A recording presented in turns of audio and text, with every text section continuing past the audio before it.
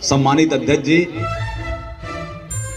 मंच पर विराजमान विभिन्न संगठनों के शीर्ष पदाधिकारीगण, चूंकि समय ज्यादा हो रहा है, सबका नाम लेना एक लंबी प्रक्रिया हो जाएगी। दुर्गा शक्ति के रूप में, मातृ शक्ति के रूप में एकमात्र हमारी बहन नेहा सिंह जी इस प्रांगण में उपस्थित प्रदेश के कोने कोने से आए घटक संघों के केंद्रीय कार्यकारिणी के सदस्य एवं पदाधिकारीगण, मित्रों, सबसे पहले लगभग ये 12 बजे से ऑफिशियल तरीके से, अधिकृत रूप से, और उससे पहले लगभग 11:30 बजे से अनवरत रूप से ये सभा चल रही है और मैं देख रहा हूं 5 बजने जा रहा है, यानी लगभग 5 घंटे से लगातार आपने पूरे धैर्य के साथ, एकाग्रता के साथ, पूर्ण मनोयोग से यहां उपस्थित रह करके इन वक्ताओं को सुना, यहां उपस्थित रहे।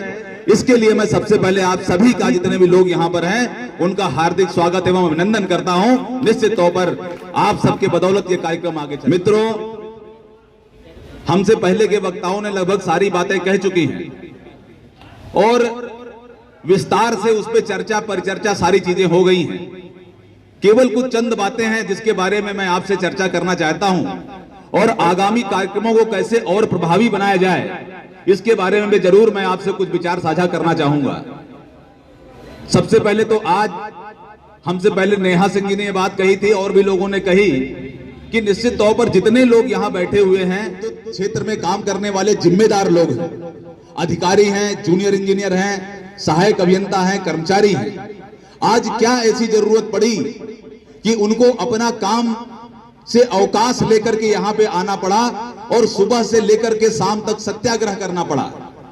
मैं एक बार और बात बता दूं कि यहां सत्याग्रह करना, ध्यानाकर्षण करना या आंदोलन करना विद्युत कर्मचारियों का पेशा। निश्चित तौर पर आज ऊर्जा क्षेत्र में जो स्थितियां उत्पन्न हुई हैं, उसने लोगों को मजबूर कर दिया कि जो 24/7/365 लगातार वर्ष भर काम करते हैं, उनको अपने काम से विराम लेकर के यहां पर आना पड़ा और अपनी बात यहां 7वें मंजिल के संवेदनहीन लोगों तक पहुंचाने के लिए यहां दिन भर का यह उपक्रम कर। निश्चित तौर पर यह एक बहुत ही त्रासदीपूर्ण स्थिति है और आज कार्य का वातावरण, जो सबसे पहली स्थिति और सबसे पहली बात है कि निश्चित तौर पर कार्य का वातावरण इस ऊर्जा क्षेत्र में कहां चला गया। कहां अभी हमसे एक पहले लोग बात कर रहे थे, पीछे इस बात को कह रहे थे कि अध्यक्ष जी, आज ऊर्जा क्षेत्र से खुशियां कोसों दूर चली गई हैं। यहां आदमी तनाव में सुबह उठता है, तनाव में दिन भर काम करता है और तनाव इतना है कि रात में सो नहीं पाता है। रात में जग जग करके कहीं पेंडेंसी बियॉन्ड तो नहीं हो जा रही है, कहीं कोई मोबाइल तो नहीं बज जा रहा है, कहीं झटपट को हमें समाप्त करना है, कहीं कुछ और समाप्त करना है, ये उठ उठ करके देखता है और इस चक्कर में उसकी तो नींद खराब होती है, उसका तो स्वास्थ्य खराब होता ही है। जिस कमरे में वो सो रहा है वहां उसके परिवार के लोग, चाहे उसकी पत्नी हो, बच्चे हो, सभी उसमें प्रताड़ित हो जाते हैं, कोई चैन से सो नहीं पा रहा। आज ये स्थितियां आई क्यों, इसके बारे में मैं संक्षेप में केवल इतना बता दूं कि निश्चित तौर पर यह कहा जा रहा है कि कथित तौर पर हमारे यहाँ के शीर्ष प्रबंधन बहुत ईमानदार हैं और अपनी ईमानदारी की आड़ में, अपनी ईमानदारी को आगे करके ऐसे ऐसे अव्यवहारिक आदेश कर रहे हैं जिसके बारे में चुनौती के साथ हम लोग कह सकते हैं कि यहां तो लोगों को कोई प्रशासनिक पावर नहीं है, न जूनियर इंजीनियर के पास, न सहायक अभियंता के पास, न अधिशासी अभियंता के पास।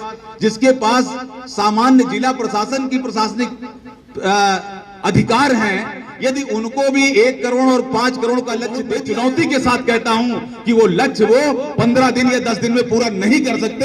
ये एक सच्चाई है, एकदम नहीं कर सकते। और आप ऐसे अव्यवहारिक लक्ष्य देंगे और उन लक्ष्यों को की प्रगति को लेकर के लगातार आप समीक्षाएं करेंगे और उन समीक्षाओं में एकदम एक तरफा निर्देश जारी कर देंगे कि 3 सबसे खराब, 2 सबसे खराब, जूनियर इंजीनियर, सहायक अभियंता, अधिशासी अभियंता, अन्य लोगों के नाम हमें दीजिएगा और नाम मांग करके फिर उसके खिलाफ क्या क्या कार्रवाई कर दी जाए, उसका कोई भरोसा आज की डेट में रहे। इस तरह का तनावपूर्ण वातावरण और एक तरफ ये बात कही जाएगी कि भाई आप गाजीपुर में हैं, आजमगढ़ में हैं, बलिया में हैं, सुदूर ऐसे क्षेत्र में है जहां की भौगोलिक, सामाजिक, आर्थिक स्थिति लखनऊ या नोएडा या गाजियाबाद से अलग है। लेकिन आज पावर कारपोरेशन में एक नया चलन चल गया है कि यहाँ कहा जाएगा भाई आप गाजीपुर में हैं तो भी कोई दिक्कत नहीं, बलिया में है तो भी कोई दिक्कत नहीं, आपको गाजियाबाद की तरह ही रेवेन्यू लाकर देना है, टारगेट उसी तरह के दिए जाएंगे। अरे भाई बड़ी अजीब सी बात है, जहां पर लोगों की क्रय शक्ति और भौगोलिक स्थितियां दूसरी हैं वहां पर टारगेट कुछ और होते हैं, और जहां पर ये स्थितियां नहीं है वहां पर टारगेट कुछ और होते हैं। मैं एक छोटा सा उदाहरण बता दूं कि पिछले साल मथुरा में हमारे एक जूनियर इंजीनियर थे और एक ही बिजली घर पे उनके 2 फीडर थे, एक ग्रामीण क्षेत्र में जा रहा था, एक शहरी क्षेत्र में। मालूम चला ग्रामीण क्षेत्र शहरी क्षेत्र में जो जा रहा था वहां पर अच्छे राजस्व के लिए उनको, और जो ग्रामीण क्षेत्र में जा रहा था खराब राजस्व के लिए उनको वहां दंडित किया गया। तो अब जूनियर इंजीनियर आखिर क्या है? वो एक ही व्यक्ति है, स्थान का केवल परिवर्तन हुआ।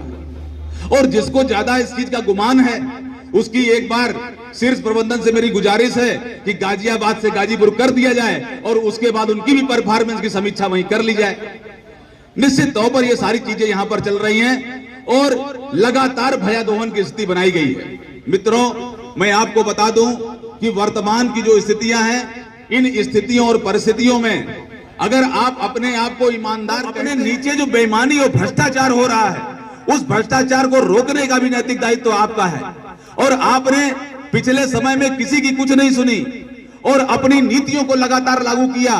त्योहारों के दिन, राष्ट्रीय त्योहारों के दिन, दशहरा, दिवाली, 2 अक्टूबर, गांधी जयंती, हर दिन विशेष ड्राइव चलाई, अभियान चलाया और इस अभियान में लोगों की छुट्टियां महीने महीने भर के लिए निरस्त कर दी गई। ये कहा गया कि भाई अगले 1 महीने पूरे अक्टूबर माह में विशेष राजस्व वसूली अभियान चलाया जाएगा और कोई भी छुट्टी किसी को नहीं दी जाएगी।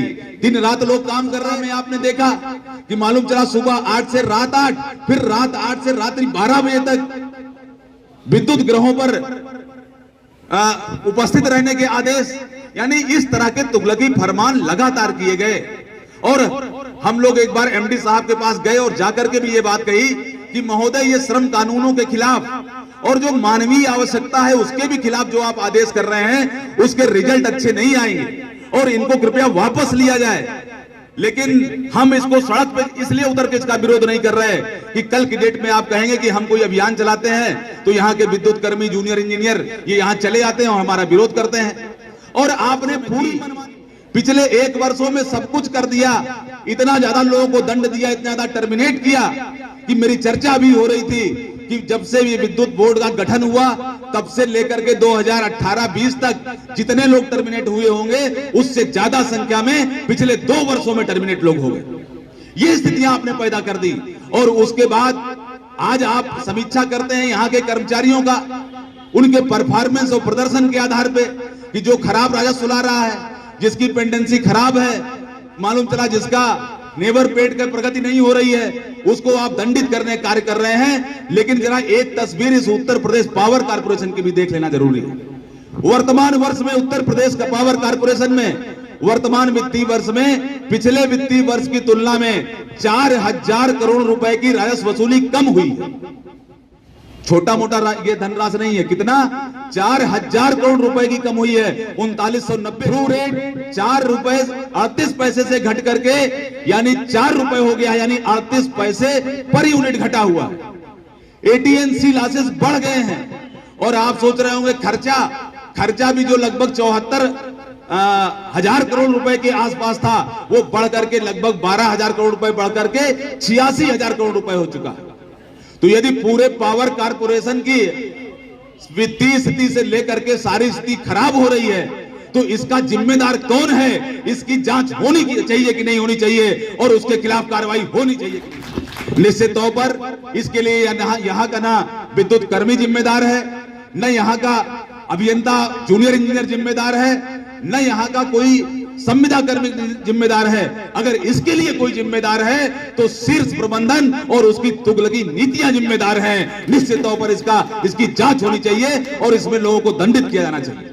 नहीं तो कुर्सी छोड़ो, कुर्सी छोड़ो, कुर्सी छोड़ो, नहीं तो कुर्सी छोड़ो। भ्रष्ट प्रशासन मुर्दाबाद, भ्रष्ट प्रशासन मुर्दाबाद। मित्रों, लगातार केवल एक बात कि यहाँ के लोगों को गरिमापूर्ण जीवन, गरिमा सब तो बहुत दूर की बात हो गई। आज तो केवल स्वास्थ्य और जीवन मिल जाए यही बहुत बड़ी बात यहाँ पर है। अगर इस शब्द में गरिमा लगा दिया जाए तो लगेगा कि भाई आपके जीवन में कोई बहुत महत्वपूर्ण चीज, कोई क्वालिटी उसमें इंटीग्रेट कर दी गई, उसमें डाल दी गई। यहां अभी हमसे जो पहले वक्ता थे उन्होंने जो बात कही थी, हमें उनकी बात याद आ रही है कि उन्होंने कहा कि अगर आपको लगता है आज जगह जगह हर जगह आपकी मॉनिटरिंग कराई जा रही, हम जब आगरा में थे तो युवा फोटो भी खींची जा रही, यहाँ कैमरे लगा दिए गए। अरे भाई कैमरे ही मत लगा दीजिए, इसका सार्वजनिक प्रसारण भी करा दीजिए। हम आपसे डरने वाले नहीं हैं, हम सत्य की लड़ाई लड़ रहे हैं, इसका एकदम सजीव। लेकिन मेरी चुनौती है आपको, मेरी चुनौती है आपको, जो वीसी आप करते हैं और जो आपके चीफ इंजीनियर वगैरह नीचे करते हैं, जिस भाषा का प्रयोग करते हैं उसका भी सजीव प्रसारण करा दीजिए। निश्चित तौर पर हम आपके लिए आपकी हर चुनौती, हर आपका आदेश मानने के लिए तैयार हैं। इंकलाब जिंदाबाद, इंकलाब जिंदाबाद। वीसी से और अपशब्दों से सुबह की शुरुआत, और वीसी और अपशब्दों और आपको जलील करके सार्वजनिक रूप से बेइज्जत करके आपकी शाम, ये इस पावर कारपोरेशन का एक रवैया हो गया है, यहाँ के लोगों की एक फितरत बन गई है। तो मित्रों, इस फितरत को बदलने के लिए आज आप यहाँ पर इकट्ठा है और सुबह से लेकर लगभग शाम हो रही है। जो मांगे और समस्याएं जिसको लेकर के चर्चा हुई, सबसे पहले तो एक गरिमापूर्ण और स्वास्थ्यवर्धक माहौल आपको मिले। जो बात बात पे आपको जलील किया जा रहा है, जबरदस्ती जांच की कार्रवाइयां की जा रही हैं और ईमानदारी की आड़ में भ्रष्टाचारियों का बाकायदा प्रश्रय दिया जा रहा है, उनका संरक्षण किया जा रहा है। अभी हमसे पहले चर्चा हुई थी कि 25,000 करोड़ रुपए के मीटर खरीद का अभी टेंडर हुए हैं, और वो भी ओईएम से नहीं हुए, निर्माता कंपनियों से नहीं हुए। वो बाकायदा कहां हुए हैं? वो हुए हैं बिचौलिया कंपनियों से। यानी बिचौलियों को कैसे लाभ दिया जाए उसकी व्यवस्था की गई। पिछले समय में केवल कुछ करोड़ रुपए परीक्षा तापी परियोजना को भुगतान नहीं किया गया कोयले के मद में, और मालूम चला 20 से 21 रुपए पर यूनिट की बिजली खरीद करके प्रदेश को सप्लाई की गई। यानी प्रदेश सरकार के बजट पे भी बोझ डाला गया। अगर केवल 4 करोड़ रुपए का भुगतान कर दिया गया होता तो जो सस्ती बिजली है उत्पादन निगम देता है वो वहां से मिल जाती, लेकिन नहीं महोदय, आपको तो अपनी चलानी है, आप 20 रुपए की बिजली खरीद रहे हैं। और इसी तरह ईआरपी के मामले को देख लीजिए। ईआरपी के मामले में उत्तर प्रदेश में लगभग 700 करोड़ रुपए खर्च करके ईआरपी खरीद की गई, और वहीं महाराष्ट्र में मैं देख रहा था 90 करोड़ रुपए। और हमसे पहले के कई वक्त पहले भी लोगों ने चर्चा की कि जो महाराष्ट्र का ईआरपी है वो कई मामलों में उत्तर प्रदेश से उन्नत स्थिति में है। वहां पर पेमेंट सिस्टम भी उसमें इंक्लूड है, और हमारे यहाँ पेमेंट के अलग से स्थितियां बनी हुई हैं। और यहाँ पर ऑनलाइन काम को लेकर के रोज नए ऐप बनते हैं, रोज नई एसओपी जारी होती है। आज से 1 साल पहले कितने ऐप बने का भुगतान करा के बने थे, मालूम चला उसमें से आधे से ज्यादा ऐप आज चल नहीं रहे हैं। क्या ये सच है कि नहीं? कई सारे ऐप बने और शायद उसका उपयोग भी नहीं हुआ और बंद कर दिए गए। आखिर ये घोटाले हैं कि नहीं हैं? अगर ये घोटाले हैं और आपके नाक के नीचे हैं तो हम आपको ईमानदार नहीं मानते। निश्चित तौर पर आप इनकी जांच कराएं और जो लोग भी संलिप्त हैं उसको दंडित कराने का कार्य कराइएगा। मित्रों, मैं आपको बता दूं कि अभी हम लोग बहुत बड़े संकल्प के साथ यहां पर आए हैं। बार बार ये चर्चा हो रही है और हम इस बात को कह रहे हैं कि हम अपने उत्तराखंड के भाइयों की तरह, अपने अन्य तेलंगाना के भाइयों की तरह, अन्य जो अच्छे संघर्षशील प्रदेश हैं उनके भाइयों की तरह संघर्ष करेंगे और इस लड़ाई को अंजाम तक पहुंचाएंगे। निश्चित तौर पर जिस परिवेश में और जिन उद्देश्यों को लेकर के ये लड़ाई शुरू हुई है, मैं आपको बता दूं, इसमें सफल होने के अलावा कोई विकल्प ही नहीं है। इस चीज का संकल्प आपको लेना पड़ेगा कि इसको सफल कराने के अलावा इसमें कोई विकल्प नहीं है। उसके लिए जो भी आपको संकल्प लेना पड़े, जो भी आपको इसमें आहुति देनी पड़े, उसके लिए निश्चित तौर पर आपको तैयार रहना पड़ेगा, क्योंकि आप लड़ाई अपने हक और हुकूक के लिए लड़ रहे हैं। 3 समयबद्ध वेतनमान कोई नई चीज नहीं है, हमारे पुराने लोगों को मिल चुकी है। रियायती दर पर बिजली कोई नई मांग नहीं है। रेलवे अपने लोगों को पास देता है, परिवहन विभाग अपने लोगों को फ्री चलने की सुविधा देता है। जितने भी विभाग हैं, इवन प्राइवेट कंपनियां भी जो हैं, जहां पर जो पैदा होता है अपने कर्मचारियों को रियायती दर पे देने का कार्य करते हैं। और मालूम चला बिजली, हम बिजली में काम करेंगे, कर देंगे, लेकिन आपको एक रियायती दर की सुविधा मिल रही थी, वो भी समाप्त होने की स्थिति में जा रही है। वो आपको मिलनी ही चाहिए। पुरानी पेंशन योजना, इसमें आपका क्या दोष है? इसमें मैं तो एक और कदम आगे बढ़ के आपसे कहना चाहता हूं कि इसमें नए लोगों का क्या दोष है। अभी संभवतः कल ही आज ही हाथ उठवाया था दुबे साहब ने यहाँ पे कि कितने लोग ऐसे हैं जो जिनको पेंशन नहीं मिलनी है, तो 80% लोगों ने हाथ उठाया कि हमें पेंशन नहीं मिलनी। अरे भाई, इसमें आपका क्या दोष है कि आप 2005 के बाद इस विभाग में आए, 2000 के बाद सॉरी आए। अगर आप 2000 के बाद यहां आए तो पेंशन नहीं है, अगर शासन में आ गए होते तो वहां पेंशन पा गए होते। अगर उत्तर प्रदेश शासन की नौकरी में आ गए होते तो वहां पेंशन पा गए होते। उत्तर प्रदेश शासन के हर कानून यहां पर लागू होंगे, उनको हूबहू लागू कराने का प्रयास किया जाएगा। लेकिन मालूम चला अगर पेंशन की बात हम लोग करते हैं कि उत्तर प्रदेश शासन के अनुरूप लागू कर दिया जाए, पहले फेज में जहां तक है वहां तक दिया जाए, उसके बाद आगे के लिए लड़ाई लड़ी जाए, तो मालूम चला प्रबंधन कहेगा नहीं नहीं नहीं, हम तो कारपोरेशन है, हम अलग है। आज मारपीट की घटनाएं पूरे प्रदेश में हो रही, सरेआम धमकी देना, काम करते हुए विद्युत चोरी रोकते हुए लोगों के खिलाफ FIR हो जाना।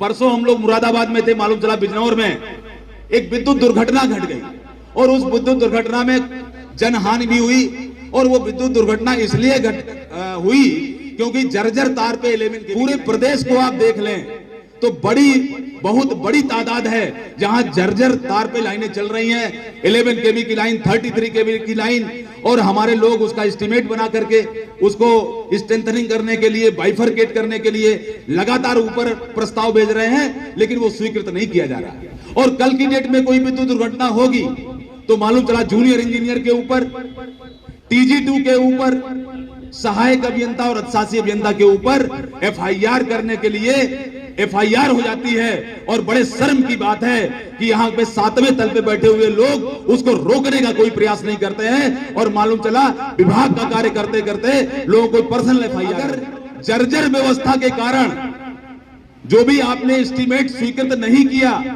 उसके कारण कोई दुर्घटना होती है तो हमारा तो ये मानना है कि ये FIR वहां के सेक्शन होल्डर पे नहीं, जिसने एस्टीमेट स्वीकृत नहीं किया है, जिसने 2 साल में बिजनेस प्लान का 1 भी रुपए नहीं दिया है, उसके ऊपर होनी चाहिए, न कि क्षेत्रीय अधिकारियों अभियंताओं के ऊपर होनी चाहिए। निश्चित तौर पर ये वहां पर होनी चाहिए। मित्रों, ये सारी मांगे और समस्याएं आपकी हैं, और ये सारी जेन्युइन मांगे और समस्याएं हैं। कहीं इसमें कोई ऐसा नहीं है कि हमने कोई बहुत बड़ी बात रख दी, और ये हमारा अधिकार है। एक लाइन कही गई है कि जिंदगी भीख है, जिंदगी भीख है तो बेशक न मिले, जिंदगी भीख है तो बेशक न मिले, लेकिन अगर हक है तो इतनी शराफत से मत मांगो यार, इतनी शराफत से आपको नहीं मांगना चाहिए। ये आपका अधिकार है, 3 समयबद्ध वेतनमान आपका अधिकार है, रियायती दर पर बिजली आपका अधिकार है, पेंशन आपका अधिकार है, पुरानी पेंशन आपका अधिकार है, और इसके अलावा कैशलेस सुविधा और सुरक्षा, विद्युत कर्मचारी प्रोटेक्शन एक्ट, ये आपका अधिकार है। और बड़ी अच्छी लाइनें कही गई हैं कि अधिकार खोकर बैठ रहना ये महादुष्कर्म है, न्यायार्थ अपने बंधु को भी दंड देना धर्म है। इस तत्व पर ही कौरवों का पांडवों से युद्ध हुआ, जो भव्य भारतवर्ष के कल्पांत का कारण है। निश्चित तौर पर इस अधिकार को खोना नहीं है, इसको प्राप्त करना है, लेकिन इसको प्राप्त करने के लिए आपको दृढ़ निश्चयी होना पड़ेगा, संकल्प लेना पड़ेगा। और मैं बड़े सीधे शब्दों में कह दे रहा हूं कि इस लड़ाई को संपूर्ण कार्य बहिष्कार में बदले बिना ये जंग आप जीत नहीं सकते। संपूर्ण कार्य बहिष्कार में बदले बिना इस जंग को आप जीत नहीं सकते हैं। मैं पूछना चाहता हूं आपसे, क्या संपूर्ण कार्य बहिष्कार के लिए आप लोग तैयार हैं? हाथ उठा के कहिएगा तैयार हैं। लड़ेंगे इस लड़ाई को अंतिम समय तक, लड़ेंगे तो जरूर जीतेंगे, लड़ेंगे तो जरूर जीतेंगे। अभी नारे भी यहां से लगे थे कि लड़ेंगे तो जरूर जीतेंगे। अभी एक प्रचार बार बार आता है इस चीज का, यहां पर कैमरे लगाकर आपको डराना, लेटर लिख के आपको डराना, आपकी तनख्वाहों के बारे में लिख करके आपको डराना। ये डर के भी अभी उपक्रम यहां पर चलेंगे। आपको डराया जाएगा, आपको लुभाया भी जाएगा, कई लोगों को बुलाया भी जाएगा और उनसे कहा जाएगा कि भाई ये आपका हो जा रहा है, वो आपका हो जा रहा है।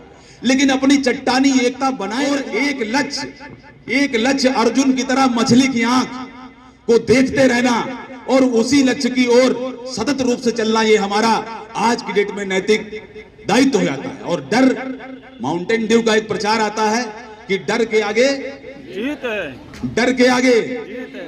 डर के आगे जीत है या नहीं है ये तो नहीं पता, लेकिन संघर्ष के आगे जीत निश्चित है। संघर्ष के आगे जीत निश्चित है। इसलिए सत्य के लिए, सत्य में जयते हम लोग लिखते हैं, सत्य के लिए आप संघर्ष करिएगा और ये जीत निश्चित होगी।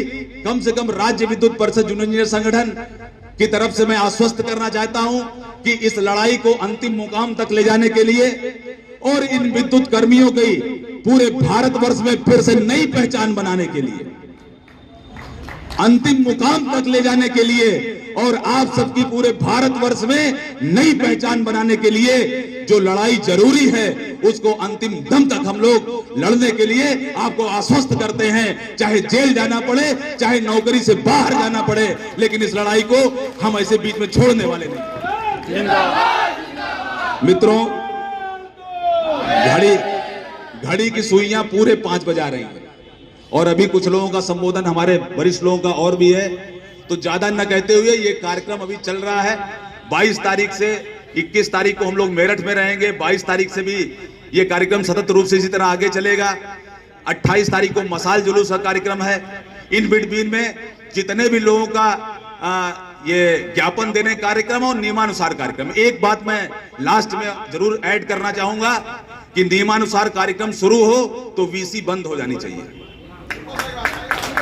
नियमानुसार कार्यक्रम शुरू हो तो वीसी बंद हो जानी चाहिए। ये वीसी और नियमानुसार कार्य एक साथ चल नहीं सकता है। इस वीसी ने लोगों का जीवन हराम कर दिया। लक्ष्य आप देंगे और काम करने का समय नहीं देंगे, लक्ष्य आप देंगे, काम करने का समय नहीं देंगे, ये बात चलने वाली नहीं है। निश्चित तौर पर इसका डट करके मुकाबला होना चाहिए। अब मामला आमने और सामने का है, अब लड़ाई छुप करके नहीं लड़नी, सामने ही लड़ाई होगी, छुप करके कोई लड़ाई नहीं हो सकती। तो मित्रों, केवल इतना कहते हुए कि सितारों को आंखों में महफूज कर लो, सितारों को आंखों में महफूज कर लो। संघर्ष की रातों में, संघर्ष की राहों में बहुत रात होगी। मुसाफिर हो तुम भी, मुसाफिर हैं हम भी, फिर किसी मोड़ पर मुलाकात होगी। धन्यवाद। जय हिंद, जय संगठन। बहुत ही ओजस्वी और बहुत ही सारगर्भित बातें जूनियर इंजीनियर संगठन के केंद्रीय अध्यक्ष से आपने सुनी। अब इस कड़ी